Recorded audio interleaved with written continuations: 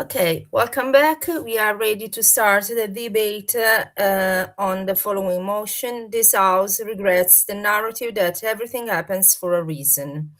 So, if everyone is ready, give the floor to the first proposition team speaker. Erika, when you're ready, you may start. Okay. Just 1 second. Okay, my speech will start in three, two, one. Honorable judges, dear members of the opposite team, good evening. My name is Erika Galante and I have the honor of being the first proposition speaker in this debate. Before I proceed with my arguments, let me briefly explain the significance of the motion and the key terms we need to focus on. First of all, this motion supports the idea that we should regret and challenge the narrative that everything happens for a reason. The narrative that everything happens for a reason is an expression that is frequently used in everyday discourse. It refers to the tendency to interpret adverse results or outcomes that do not meet our expectations, events that we could not foresee as part of a greater scheme of events that lies beyond our comprehensions. According to this belief, even negative experiences are assumed to ultimately lead to a beneficial outcome for ourselves. Moreover, let me explain what we mean by narrative. A narrative is a common expression or idea that is widely used in everyday language, often to simplify complex concepts and help people make sense of events. The main stakeholders in this debate are individuals who experience hardship, victims of injustice, society as a whole, and institutions or decision makers who shape outcomes. All of these groups are affected by the narrative that everything happens for a reason, which can minimize suffering, reduce responsibility, and discourage action for change.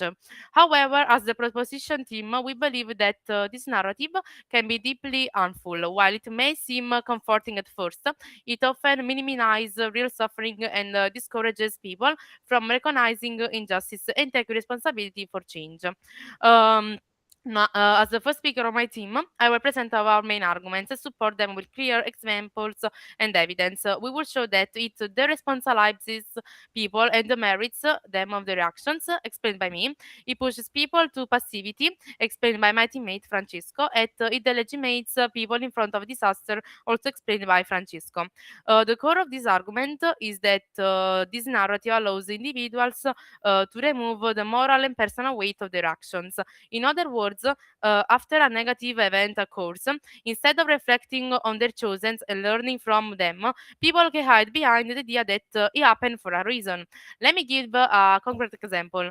Imagine you are learning a dance routine. You try a move, but your teacher corrects you because it's not quite right. Instead of thinking, what did I do wrong and how can I improve, you say to yourself, it had to happen this way, or this was meant to happen. You blame fate instead of taking responsibility for your mistake. The problem is that if you do the same move again without reflecting, PI. yes, sorry. So, but don't you think that actually the fact that you know that everything happens for a reason, so that move you didn't get it for a reason will push you to try harder because you know that you're failing isn't your problem. It's just something that will bring you to be better, to try harder, and you know that you will get that move, you will get that result because that is what is predestined to you. Every action has a consequence, so you're trying, your failing will lead to the consequence of getting somewhere, getting that move. As I said before, the narrative that everything happens for a reason is an expression that is frequently used in everyday discourse. So it refers to the tendency to interpret adverse results or outcomes that do not meet our expectations. So those are events that we could not foresee as a part of a greater scheme of events that lies beyond our comprehension. So this is what I said also before. Also, as I was giving before my example, I was saying that imagine that we are learning a dance routine. You try a move, but your teacher corrects you before it's because it's not quite right. Instead of thinking what did I do wrong, you say to yourself, it had to happen this way. So you blame fate instead of taking responsibility for your mistake. The problem is that if you do the same move again without reflecting on what went wrong, you are likely to make the same mistake. The outcome will be negative again. So, in the best case scenario, you simply fail to improve. In the worst case scenario, you become frustrated and discouraged because nothing changes and you feel powerless. Even when you achieve a good result through your own efforts, the narrative everything happens for a reason can make the credit away from your actions. In other words, instead of recognizing that your success came from your hard work and choices, you might think it happened because destiny or fate wanted it to happen. This is harmful because it prevents you from learning the real connection between your actions and their outcomes. If you never see that your effort led to a positive result, you may stop taking responsibility for your actions in the future. Over time, this can make it harder to grow, improve, and trust your own abilities. Another real life example can be found in the workplace. Suppose a manager makes a poor decision that causes a project to fail. If the manager attributes the failure to it was meant to happen or it was part of the bigger plan, they avoid analyzing their errors or taking corrective actions. The narrative devaluates their role in the failure and prevents growth, both for the manager and the team. On a societal level, this can be even more harmful. If people believe that poverty, discrimination, or misfortune happen for a reason, they may feel less responsible to act. Also, leaders may avoid implementing solutions, as citizens may fall to advocate for change. So the narrative allows society to ignore accountability and accept harmful outcomes as inevitable. The harm is clear. When people believe that everything happens for a reason, they stop taking responsibility for their actions. They don't think about what they could have done differently, and they miss the chance to learn and grow. Instead of focusing on their own choices and effort, they blame fate or destiny. This narrative not only affects personal growth, but also shapes the way society functions. If everyone attributes negative outcomes to fate, people may fail to take action to improve themselves or the world around them. Leader might avoid responsibility, and so problems remain unaddressed. Even in our everyday lives, this can have real consequences. Going back to the example of the dance routine, if you repeatedly tell yourself that mistakes had to happen, you never reflect on how to improve your moves. Over time, this can lead to frustration, stagnation, and a sense of helplessness rather than skills, confidence, and resilience. In short, the narrative that everything happens for a reason deresponsibilizes the people, devaluates their efforts, and prevents meaningful reaction on their actions. It discourages learning from mistakes, diminishes personal agency, and can even make society less responsible. This can also lead to a sense of relaxation or complacency because people start to think that destiny is on their side and that outcomes will finally work out no matter what they do. This point will be explained furthermore in the next argument. For all this reason, as the preposition team, we strongly reject this idea and believe it is essential to challenge it. By rejecting this narrative, we can encourage people to responsibility for their actions, learn for their experiences, and grow both as individuals as members. This is the end of my speech. Thank you. Thank you, Erica. Your speech lasted 8 minutes and 10 seconds.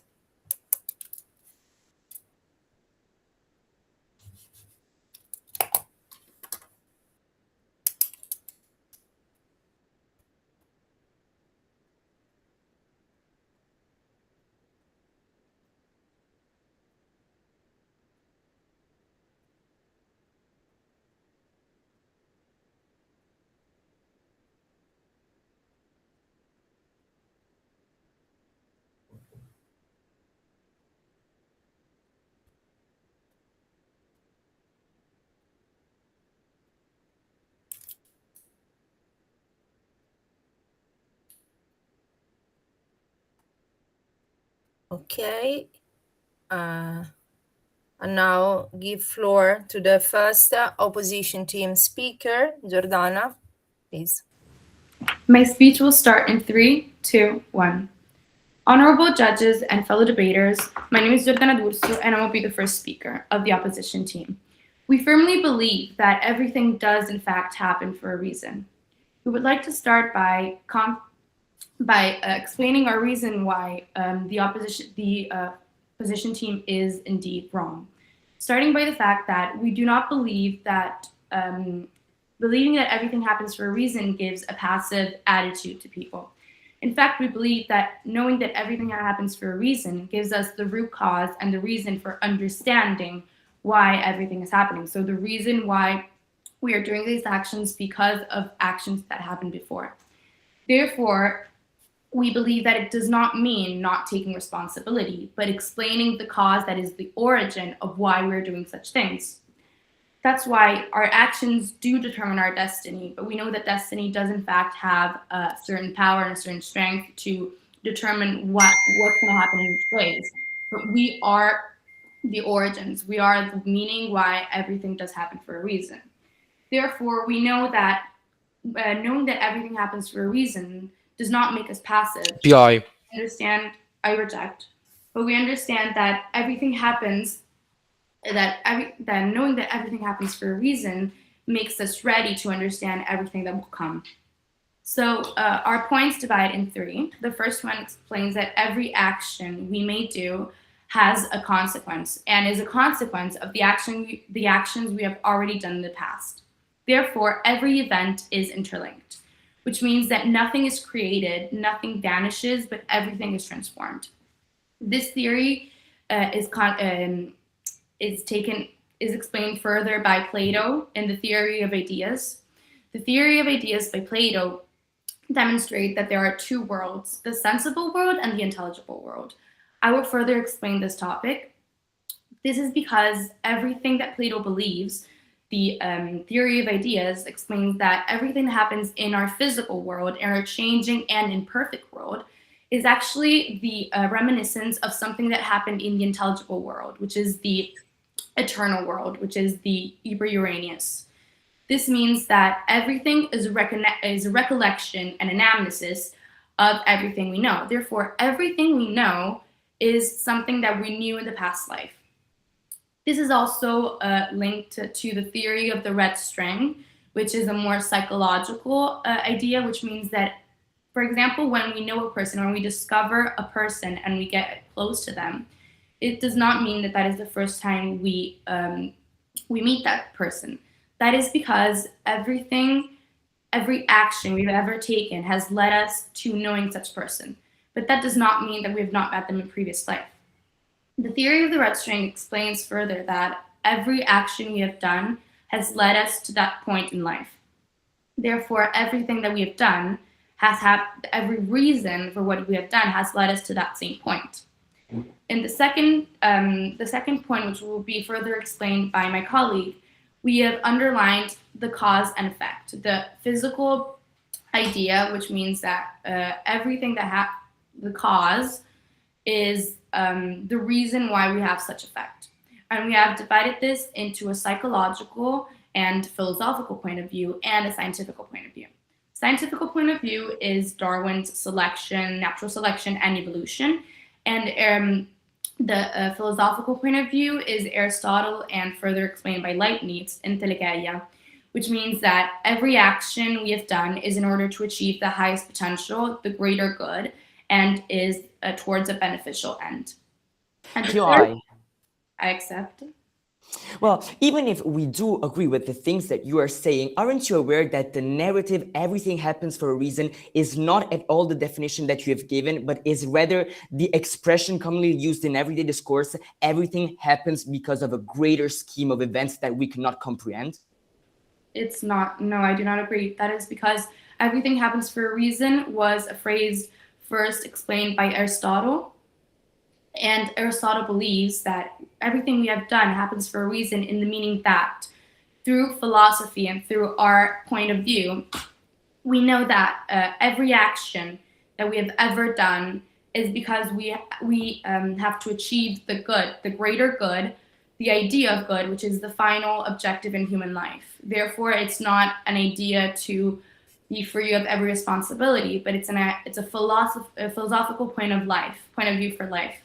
And the third point that we want to explain is peace of mind, which means that every good thing we have ever done will always come back to us, even though we receive harmful comments or anything that we believe that will bring us more down. It's always because, therefore, we can appreciate the good that will come to us once it'll come. And this is also viewed from a psychological and spiritual point of view through karma, reincarnation, and especially through the abolishment of anxiety, depression, and overthinking. Going back to the first point, which I would like to explain more, we realize that everything happens for a reason through our ideas and through philosophy, in the sense that every event is interlinked. Therefore, every action we have done will bring us to everything happens for a reason. That is because everything we do, everything we feel, everything that has been done to us is in order to know, it's in order to act, it's in order to live life to the fullest. Confuting the idea that's said before about the ballet class and your teacher correcting you, that is because the fact that this correction has happened is in order that it is made for you, in the sense that having received this mistake, this correction, you know that what you've done is a mistake and you know how to act further, which means that we do not have a passive attitude, but knowing that everything happens for a reason could be a reason for people to be pushed, in the way that we know that every bad thing that happens to us is a reason for us to grow. It's a reason for us to be better, and it's a reason for pushing us to be the greater version of ourselves. Therefore, we believe that everything happens for a reason is a positive aspect of life, and that is because through the theory of the red string, the theory of ideas, we understand that it's not to give us a passive attitude, but it's to push us to be the greater version of ourselves. Through especially Aristotle's idea, we know that reaching the greater good is the peak point of life. It's the best point of life, and it's the best way to live life, and it's the best way to arrive to the best person we can ever be. Therefore, everything happens for a reason is not at all limiting, but it only pushes us to be better and to be more open, to live a better life, and to feel not restricted. Therefore, this is a philosophical and not limiting point of view that will open our world and that will open our mind. I finished my speech. Thank you. Thank you, Giordana. Your speech lasted 7 minutes and 47 seconds.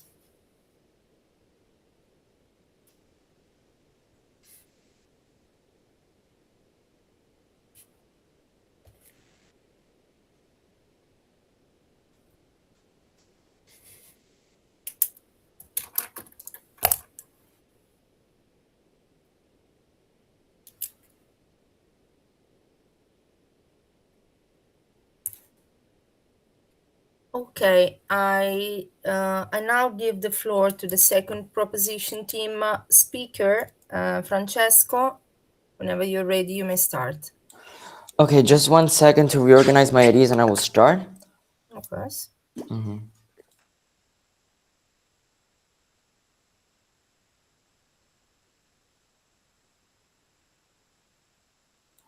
Okay, my speech will start in 3, 2, 1. When communication can be medicine, its misuse can become the poison. Hi everyone, I'm Francesco and I will be the second speaker for Proposition Team today. Now, before we move on with our argumentations, let me start by refusing some points of the opposite team. Well, today, we're not going to say that we disagree with the opposing team. We agree with the opposing team on the fact that it is because of our actions, it is because of our mistakes, it is because of our responsibilities if outcomes are what they are, if we can call a sword. But the real problem is that here, the opposition team is clearly misunderstanding what we are debating on today by committing a grave misinterpretation of our definitions. Because let me first of all reiterate what are the definitions for us, the proposition team. Well, first of all, let's start by the definition of narrative. Supported by dictionaries, we can see that the definition of narrative is basically a common expression used colloquially to simplify concepts. In other words, narrative is not just a story in a book or a philosophical concept, as maybe Aristotle said first of all, but it refers to a prevailing cultural lens or a shared script that society uses to interpret reality. So what our point is basically is when they try to defend their definitions by saying that Aristotle was the first person to say that our outcomes are because of our concatenation of events, and that Aristotle said that everything happens for a reason, we are not at all understanding the point of what the narrative everything happens for a reason means. Because the key difference between the words of Aristotle and the narrative is that the words of Aristotle are not contained in a book. They were a philosophical concept that existed thousands of years ago. And despite its evolution, we really have to come to terms with the reality of the definitions that we have today. Today, people start using everything happens for a reason as a narrative, as the motion itself says. So as we said before, the narrative is the common expression that is used colloquially to simplify and oversimplify concepts. So when we use everything happens, yeah, tell me. So yes, we understand what you mean as narrative and what you mean by saying that Aristotle lived and said philosophical concepts thousands of years ago. But we still think that what Aristotle did was talk for human minds, talk about how human minds work, and narrative. Yeah, I understand your point. And we completely agree. I understand your point. Sorry, I got your point. And I completely agree on the fact that it was tried to make people understand that the human actions are basically what are responsible for the ultimate outcomes. But today we are debating on the narrative, everything happens for a reason. And the proposition has given clear definitions backed by data on what narrative is and what its use in contemporary society is. Now, let me reiterate after narrative what everything happens for a reason actually means.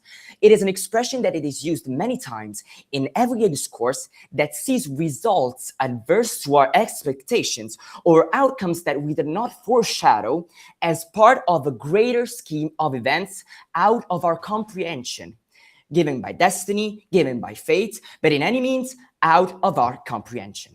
According to the expression, this scheme is also usually ending with a beneficial outcome for ourselves, but this we yet do not know. So as our first speaker said, it responsibilizes people and demerits them of their actions.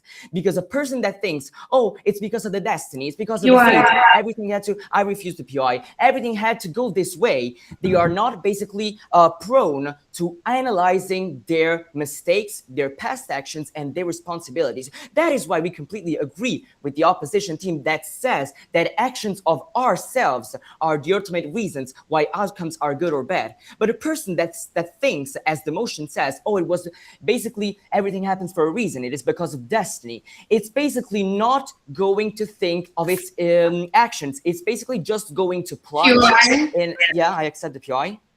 I'm sorry, but I wanted to ask, don't you think you're oversimplifying the concept? Because everything happens for a reason is not just a colloquial aspect, but it's something that has been debated. Yeah, I got your point. I got your point, and I can completely agree with the fact that maybe in your eyes it may seem as an oversimplification, but you fail to acknowledge the definition of narrative. We are also affirming ourselves on the definition of what a narrative is, which is something that is used as a common belief in society that usually oversimplifies principles. And that is why we acknowledge the right definitions and you fail to acknowledge the right ones. Now, as I said, what not analyzing your past responsibility brings is in the best case scenario, let's say, the basically inefficiency of your outcomes, because you're going to reiterate your mistakes and you're going to make the same mistakes again. And in the worst case, it makes the person feel frustrated because he does not understand why his outcomes are actually not positive. Now, second argument, it pushes people towards passivity. Now, as the first speaker said, if you have a good result, basically the narrative, everything happens for a reason, could potentially strip the merit away from the action. So in other words, you do not think that the outcome was positive because you did something right, but it makes you think that destiny wanted the outcome to be positive. So this brings to a sort of relaxation because it makes us think, oh, fate is on our side. Everything happens for a reason. So the grand scheme of things that governs our actions is basically on our side, and this ultimately induces a dangerous passivity. So, for example, For example, we will ultimately not prepare for another obstacle that might occur in our path. Thinking about this, we can say, for example, for a school exam, we can say, oh, I did not have a nice preparation about this school exam, but yet the questions were easy. And in the end, the outcome was good. I had a great positive grade. So in the end, this might bring us to a sense of relaxation that does not make us focus a lot on the next exam that is going to come, because we think everything happens for a reason. The fate, the destiny wanted that the outcome was good in our side, was on my side. So we will maybe fail to put enough importance to the actions that we must do to make that outcome right. So in the end, the next time you will face an exam and maybe the questions will not be that easy, you will not have a positive grade. So this, in the worst case scenario, brings to a frustration of the individual again. And now third argument, it invalidates human emotions and precedents regarding a catastrophe. Just imagine a catastrophe that is happening.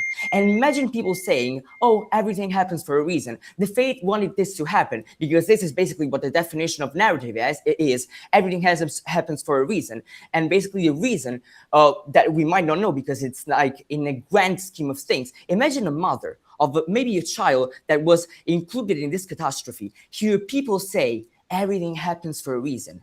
We are basically invalidating the mourning and the suffering of the mother. And we're basically invalidating her senses of mourning her child, because we are creating, once again, an environment of toxic passivity. Passivity that makes us think everything happens for a reason. It's part of a grand scheme of things, and we do not have the possibility to comprehend the actions. This ultimately invalidates emotion and prevents maybe a deeper research on what the true responsibilities and precedents for that catastrophe are. And as a result, the mother will still feel invalidated and violated in its emotions. And that is why we believe that a society where everything happens for a reason is a narrative that prevails. It's a society that does not introspect responsibilities and faults, and a society that ultimately stunts the well-being of the individual, which is our value as proposition team. I've concluded my speech, and I thank you all for your attention. Thank you, Francesco. Your speech lasted 8 minutes and 20 seconds.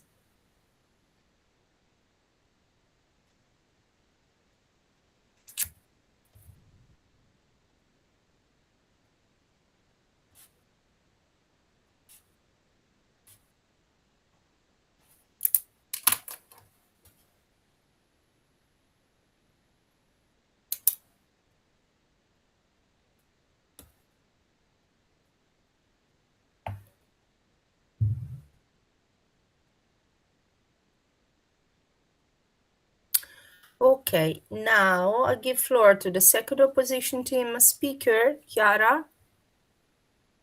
Are you here? Okay, when you're ready, you may start.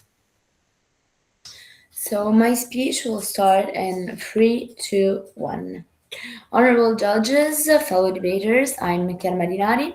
I will be the second speaker for the opposition team. And I would like to start saying a few words about what the second speaker of the proposition team and the whole team just said. So their definition of emotion, of the concept of everything happens for a reason, a concept defined as narrative simply because it's a way of living, so a line to follow when thinking about life, was passivity and extreme positivity. By this, I mean that when they think of everything happens for a reason, they think of people who will necessarily think that everything will go the right way. No, this isn't what the motion says in clear objective terms. The motion, the phrase, the catchphrase maybe, just explains that UI? every action has a direct cause.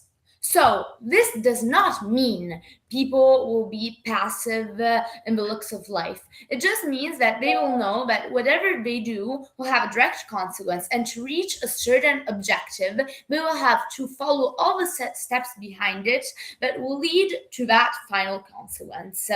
And Lastly, we know, as I was trying to say in my POI, but I couldn't finish, we know that Aristotle's philosophy is a philosophy. But a philosophy isn't just an idea, it's a way of living, it's a way to follow life that could be more beneficial to our minds, to our way of existing. So I will start explaining my arguments. So, firstly, I would like to talk about peace of mind. What do I mean by this? We now live in a society, the Western society, where frenzy is the main thing we see every day. We do things because we have to do them. We run to work, we run to school, we always have something to do. And we often don't appreciate the little things of life, the beauty of nature. Why? Because we don't think these things belong to our world. We don't think these things are part of us. When you start adopting this mentality, that's when you will go into a depression state, in a passive state, in a state in which you don't have reason because you don't think reason exists. You don't think that your actions, your existence will lead to something. So, why would you live happily? Everything would lose its meaning. We unfortunately have a really westernized point of view because we are used to seeing all around us our world evolving, but sometimes it's beneficial to take a look on other societies. Let's think about the Eastern society which live on Hindu or Buddhist religions, but not really religions, because these currents are our lifestyles, and these people are calmer. They have a different value for life, they have a different value for nature, and we cannot deny they are more at peace with themselves. Their lives are much calmer and much slower and often much longer. So I would like to quote a phrase from the Roman ages. So, festina lente, this means make haste slowly. So, go on with your life.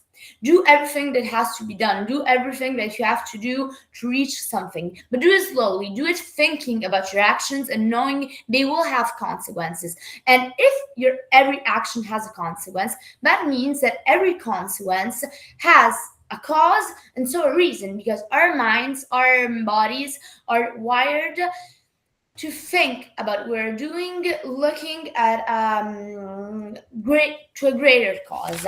So with this, I can introduce my third argument. So we're treading a bit of the more philosophical and scientific grounds. So simply, how do our minds work? Humans have to have a reference point. When our brains cannot think ahead, when we do not see a cause in something we have to do, an ambition actually, we will go into a state of mania, because we cannot properly function or live without having proper way of approaching things. And this can be explained with Darwin's natural selection theory. So when something happens to us, this PI, I accept.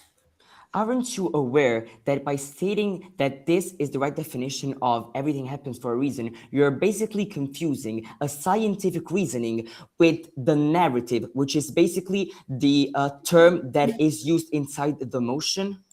Yes, but I think you overspecify what narrative means. Narrative is a way of looking at things. This way of looking at things has a base, has some reasons under it, and that's why we're debating this, so to explain the reasons under this narrative and why we think we know they are valid. And one of the ways of demonstrating this is going to look at a more scientific and realistic point of view.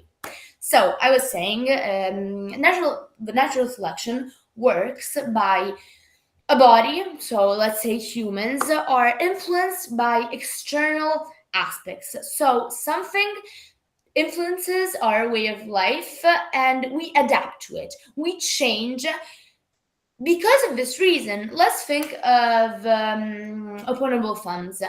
If we didn't have them, we wouldn't be completely adapted to life. So this change, this thing that happened for a reason. It could not happen if there wasn't any realistic objective behind it. We all know that one of natural selection, the biggest elements, is nothing happens without a reason behind it. And if you look in science books, this phrase will be written on it. It's not something merely philosophical, merely social. It's our way of saying that we could not exist if it weren't for an intrinsic concatenation of events. Every action is in order to achieve a higher potential, a higher purpose. And by higher potential or higher purpose, we don't necessarily mean something good, something amazing, because that would not make sense. We recognize this. We know that some people have had horrible things happening to them in life. We know that unfortunately some people have had horrible life in general without getting to a better potential. But that does not mean that every action in their life was a separate event from the others. So my speech will end here. Thank you so much. Thank you, Chiara. Your speech lasted 7 minutes and 50 seconds.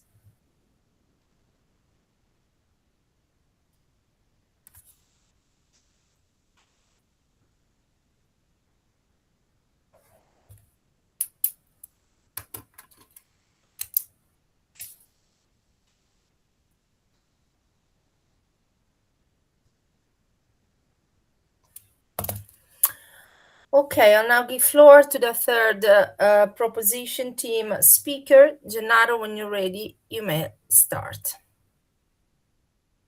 Yes, thank you. Just 1 second, please. Yes, of course.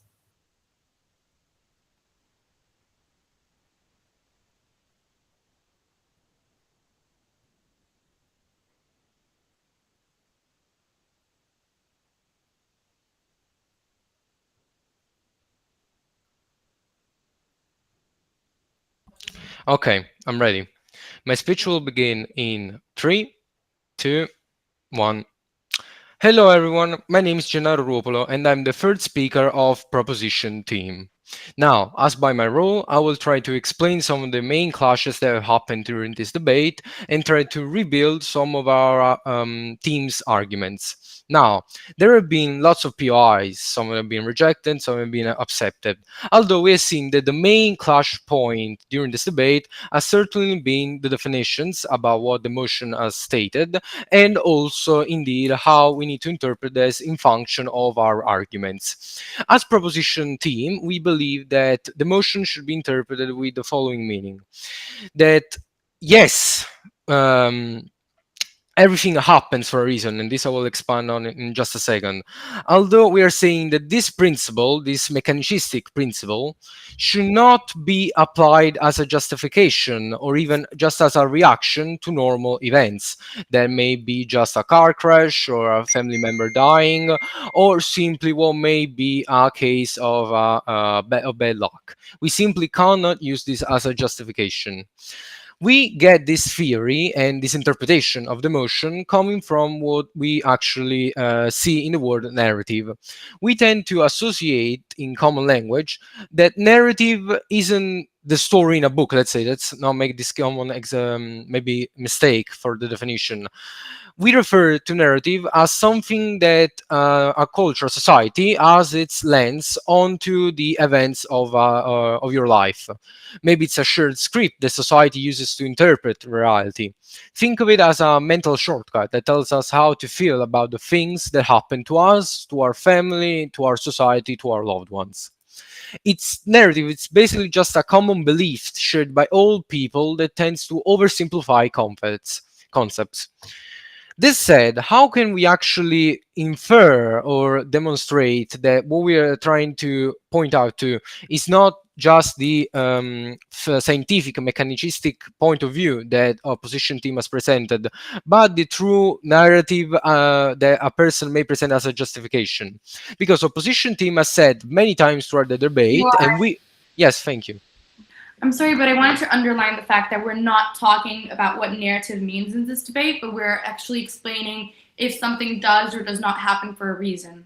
So Yes, of course, I know that. I was just talking about how narrative is the key word here between our differences, because we interpreted the narrative of understanding the reasoning, the reason between how everything works, while you presented that everyone should know or at least try to understand the true meaning and the true reason behind everything.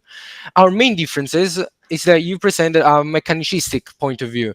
You say that human beings should try to understand the causes of everything that happens, and that would make your life better because you just simply try to understand how things happen and maybe learn from your mistakes. We agree with this. We say that just like physics can demonstrate, everything happens for a reason because someone actionated it or because just someone moved it. We, although, are saying that in the general sense of the motion, when we talk about the narrative that someone may use to justify themselves, is that we may fully cover behind this shield when we need to react to something that has happened. Indeed, you presented some arguments, like, if I wrote down correctly, the peace of mind, like that we wouldn't think about the little things inside nature because we wouldn't think that they are into the true reason for everything that's about to happen. We agree with this. Maybe mankind sometimes doesn't truly understand the little things, although we are saying that sometimes they use this scientific principle as a shield against what may happen in the future or what may has happened.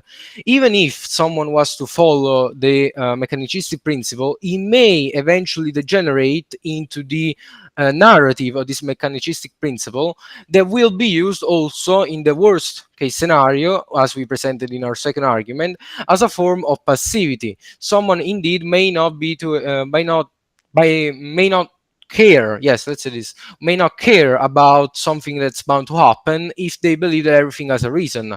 Now, whether they found this already or not, if there is a reason, they are fully concentrated on finding this reason, they still would just justify their actions or what has happened behind this umbrella.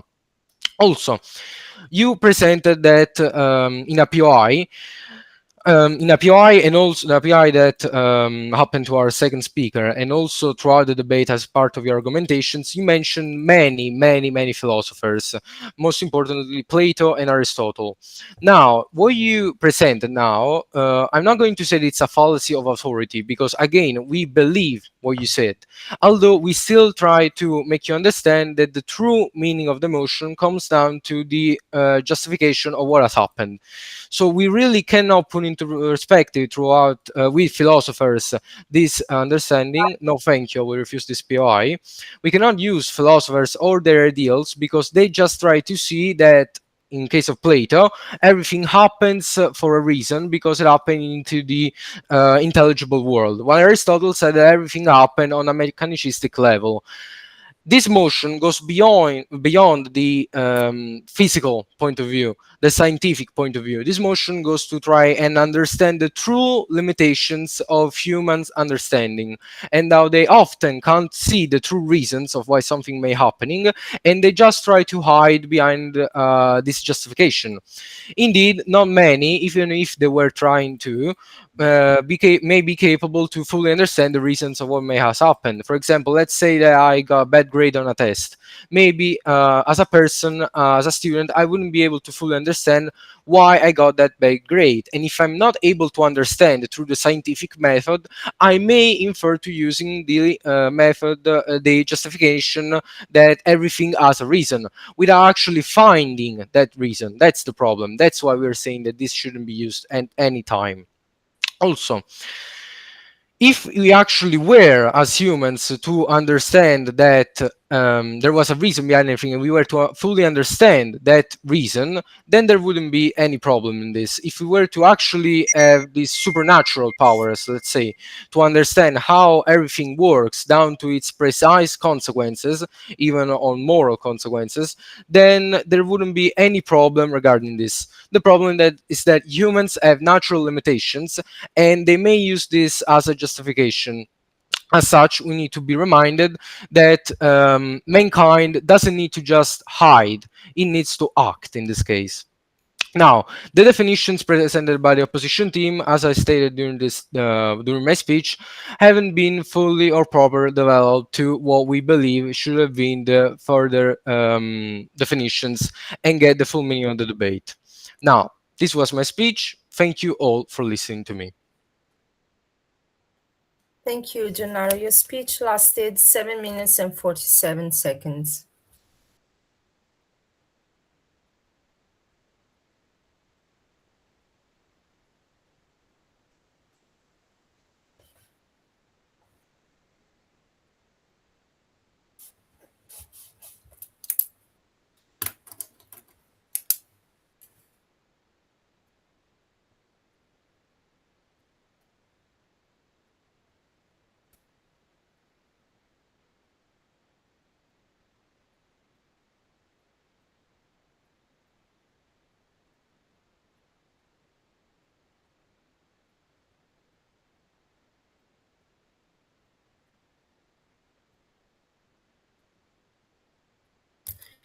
Okay, now we are ready for the last speech of the opposition team.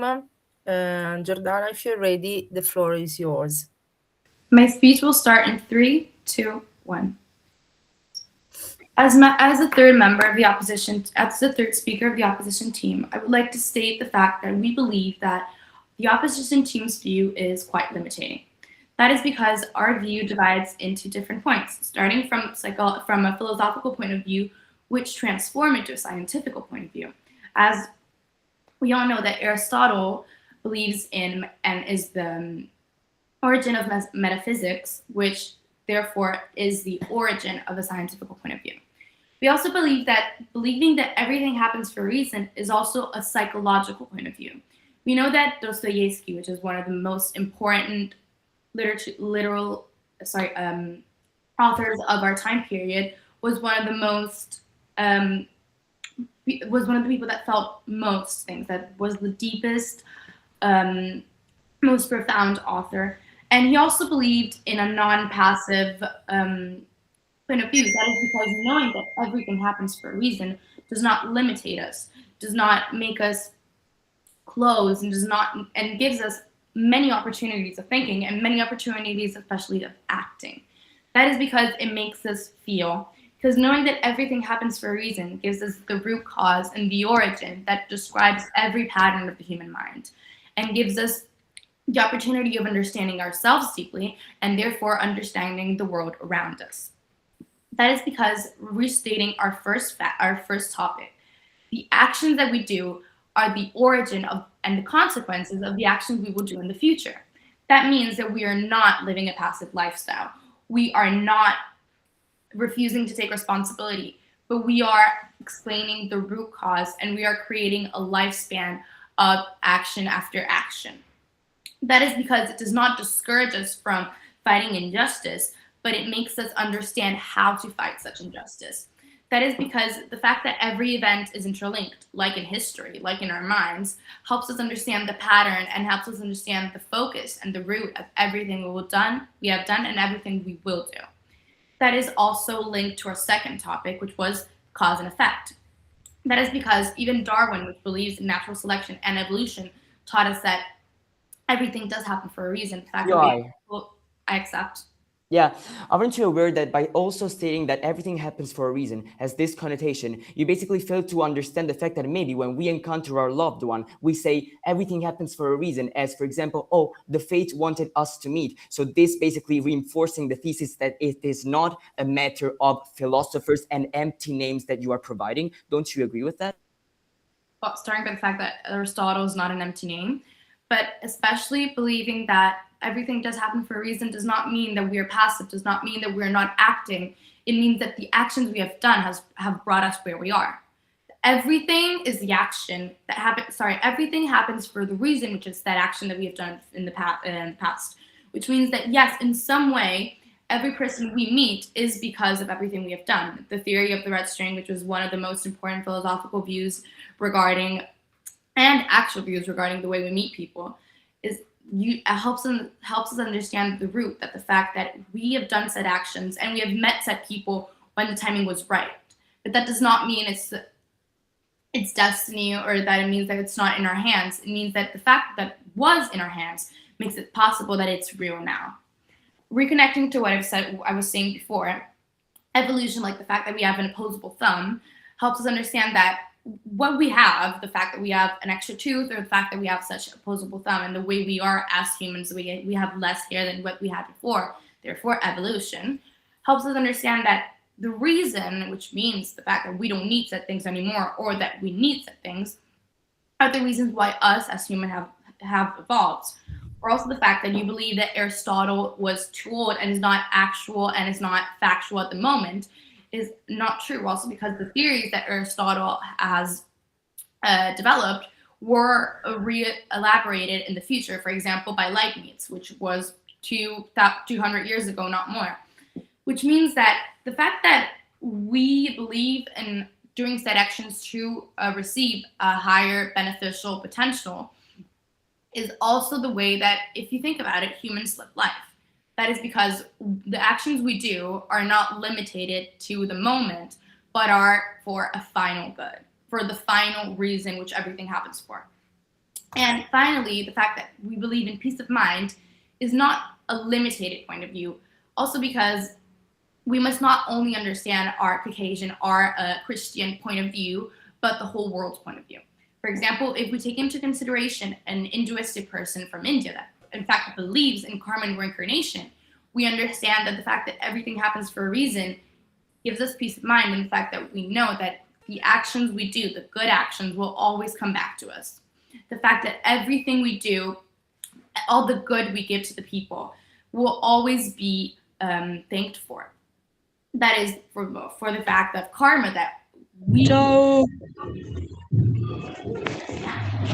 what we do will come back to us. The fact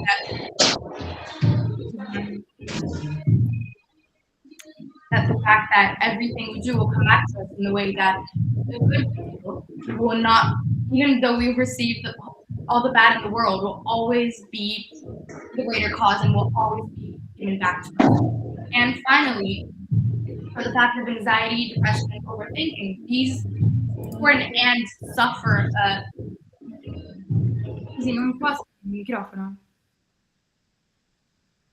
The fact that anxiety, depression, and overthinking are the main sufferings of thinking that we are the cause of everything. Because meaning that everything happens for a reason is not a shield, but it's the origin, and it gives us peace of mind in the meaning that we do not have to constantly overthink and constantly find ourselves in a loophole where we are the cause, we are the reason, we are the bad in the world. And that is because that is not relaxation in the sense that faith is on our side, as you previously said before. It's not toxic passivity. It's not the end. But we believe that this meaning, this idea that everything happens for a reason, is actually quite stimulating. And the fact that we understand the root, we understand our mistake, and we understand that the actions we will do will have positive consequences in the future and will give us good results. Also because of the theory of cause and effect that was stated before, and also by the meaning that when a door closes, another one opens. In the meaning that we understand that we believe that everything happens for a reason, in the sense that when something is not meant for us, we will fail, but we will always find a way to succeed. We will always understand that, as coming back to the first point, that nothing, the fact that nothing is created, so we don't have the meaning that nothing is decided before. Nothing will vanish, in fact, that nothing will disappear in the midst, but everything will be transformed, but everything has reason for the transforming. That is because we understand that when we're talking of everything happens for a reason, we're not limiting us, but we're opening 100,000 new doors, and we're understanding that that is not the end, but just the beginning. I finished my speech. Thank you. Thank you, Giordana. Your speech lasted in 8 minutes and 5 seconds.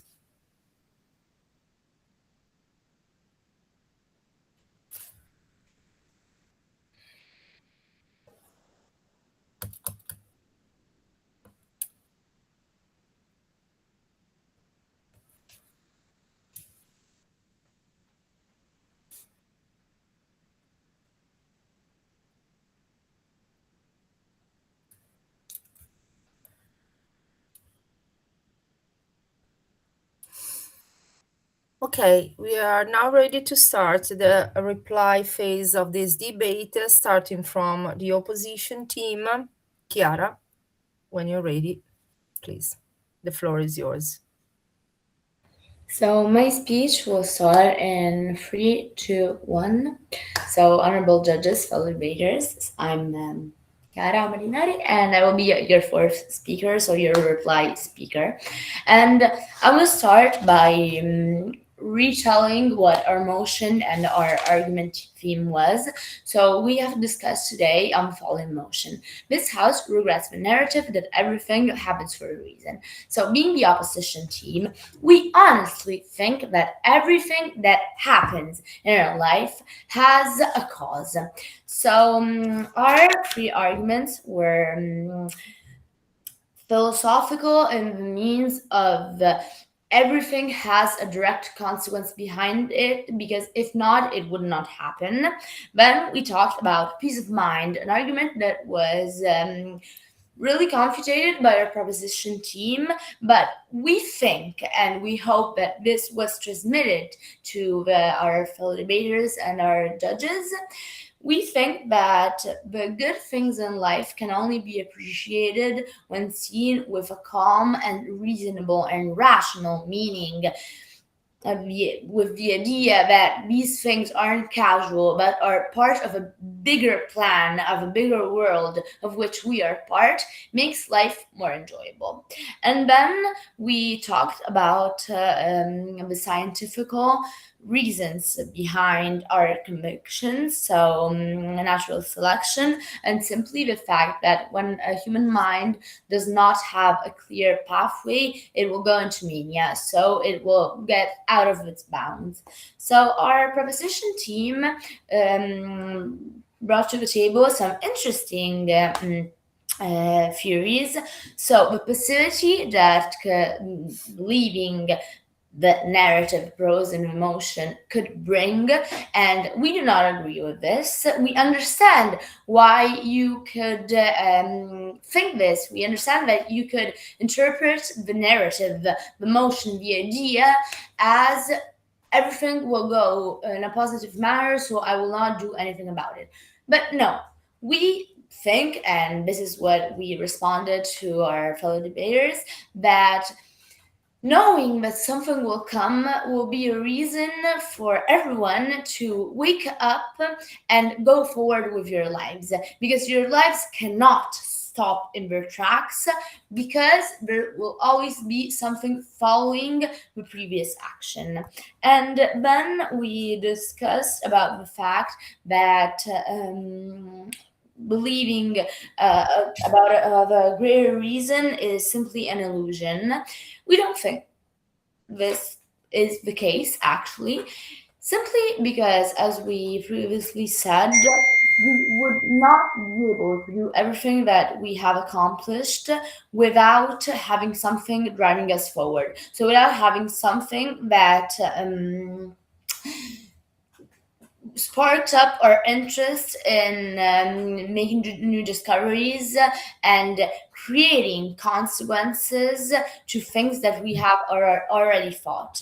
So, as we said, we simply think that human minds will be more at peace, just as in different cultures they live following karma, following the idea that every good action will have a sense, will have a reason, they will live a better life. And since we think that human lives are made to be living properly, we think that this narrative, so a narrative that everything happens for a reason, is not a narrative that we can regret, because it's a narrative that is intrinsic in our human way of living. Thank you so much for the speech, for listening to my speech, and for the debate. Thank you, Chiara. Your reply speech lasted 4 minutes and 8 seconds.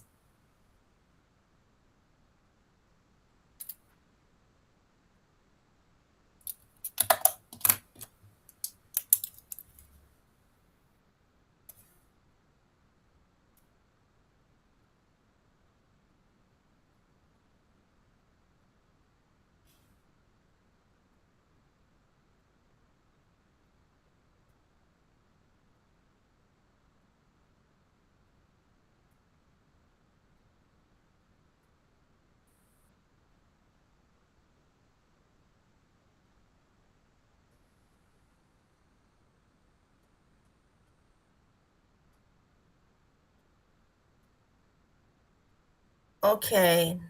Now for the reply speech of the proposition team, Francesco, the floor is yours. Okay, just a second. I will sum up my ideas and I will start, okay? Of Just a second. course. Yeah.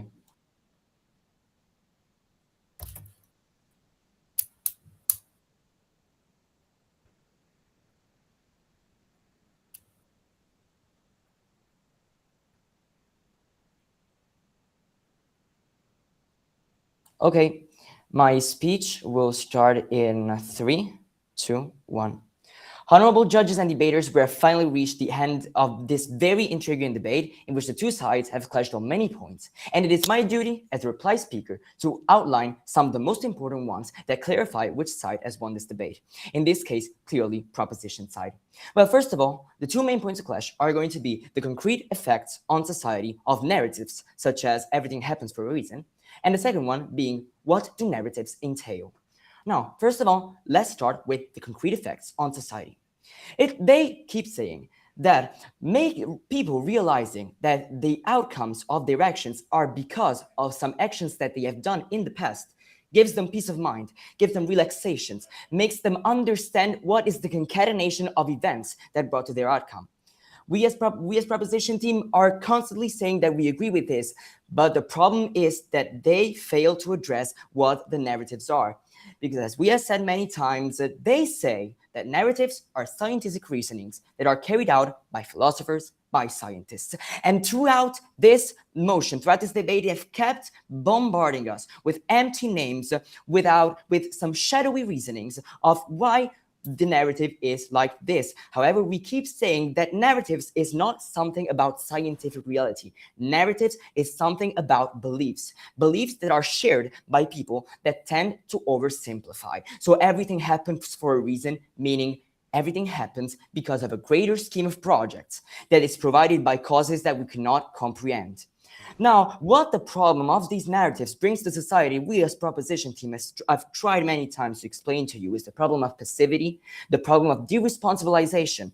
We create a society that because they think that their actions are given by a greater scheme of things that they cannot control, they in the end tend to neglect the actions, the bad actions that they might have undertaken, actions that had mistakes, actions that were flawed. Because let's state this: humans are flawed by nature. We cannot do anything about this. But by thinking the narrative that everything happens for a reason, we basically start convincing ourselves that it was not our responsibility, but actually the fault of a greater scheme of things that made that action go badly. We have also said that this, in the end, encourages passivity because it shifts the responsibility once again away from the individual and onto the fate, which is something that we cannot control. So we basically fail to make people understand that they have to progress in order to succeed. And this is why we basically alter and hinder the well-being of the individual and might make the individual feel troubled. Now let's end this with an example. The meeting of a loved one. Imagine an overjoyed teenager bumping into his crush, into his loved one in the street. According to the opposition team, when they think everything happens for a reason, they think everything happens because of a concatenation of actions that I have undertaken. For example, I went out of house. Now, imagine an overjoyed teenager thinking this. This is, of course, something that they will not think. We, on the other hand, are trying to convince you that when an adolescent thinks everything happens for a reason, it basically says, I bumped into my loved one because fate wanted us to meet, which is basically the rhetoric of the red string that the opposition side has also brought, which clearly reinforces our definitions and our argumentation. So in the end, we as proposition team picture a world where people start thinking about outcomes as a result of their action, which in the best case scenario leads to a greater well-being of the individual. That's in the end why they fail to believe that narratives is not about science and philosophy. It is about the beliefs of people, and eradicating these beliefs makes us understand how we can achieve the well-being of the individuals. When communication can be medicine, its misuse can become the poison. And that is why I have never been so proud to propose. Thank you all for your attention.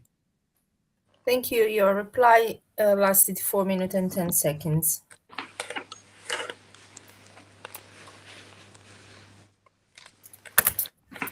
Okay. Now, if you want to open up your microphones and give you a round of applause. Congratulations, guys. Congrats to the other team. You were very powerful team. Yeah. And also, we appreciate as proposition team the courage to come like with two speakers. So really, congratulations. Congrats. Okay, so now give us 10, 15 minutes to decide, and we'll back as soon as possible. Okay. See you in a while.